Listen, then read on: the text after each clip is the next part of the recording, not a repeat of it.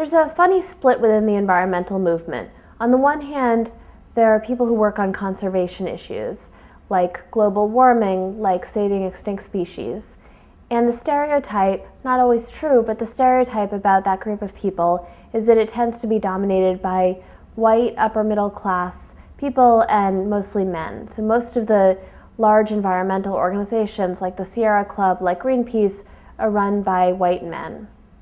On the other hand, there's the environmental justice movement, which tends to focus on local issues like the placement of waste transfer stations, local pollution, local factories, mostly on issues that affect low-income communities. And those organizations tend to be run by women of color.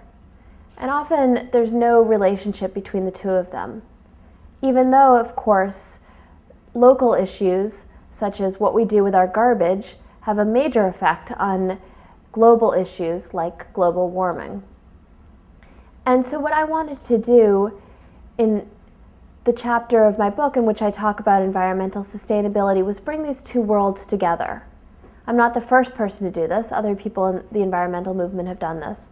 But I wanted to think about how we create sustainable and equitable communities while also working on the bigger picture of long-term environmental sustainability for our world.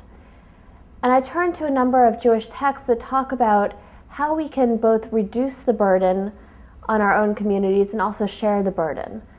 So when there's garbage, for instance, how we can reduce the garbage that our community has to deal with and also share responsibility so that one person doesn't get stuck with the bulk of the pollution from the garbage because of his or her geographic position, because of his or her wealth, but rather how we can share all of that responsibility, which our texts force us to do.